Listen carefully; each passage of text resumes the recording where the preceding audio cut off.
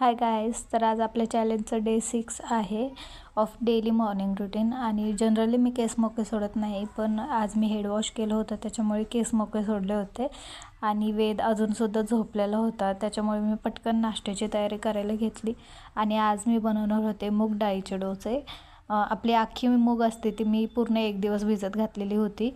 आणि याच्यामध्ये तुम्ही हरभरा डाळ, मटकीची डाळ किंवा कुठलेही मोड येणारे पदार्थ याच्यामध्ये ॲड केले तर ते अजून पौष्टिक होते.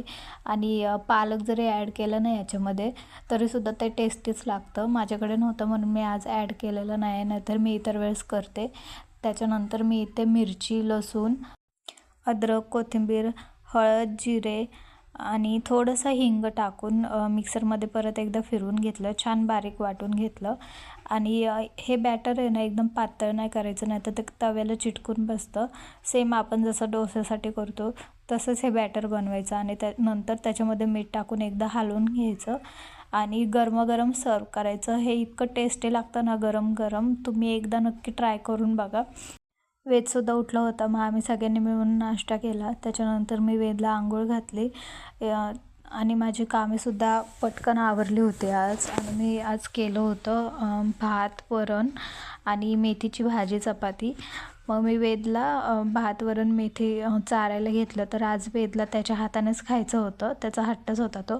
आणि मी ना जनरली वेदला थांबवत नाही जेव्हा तो त्याच्या हाताने खातो, कारण अशीच तर सवय पडते ना मुलांना त्यांच्या हाताने खायची. जर आपण त्यांना रोकटोक केली ना तर ते त्यांच्या हाताने नाही खाणार आणि मग ते कधीच शिकणार नाही आहे ते.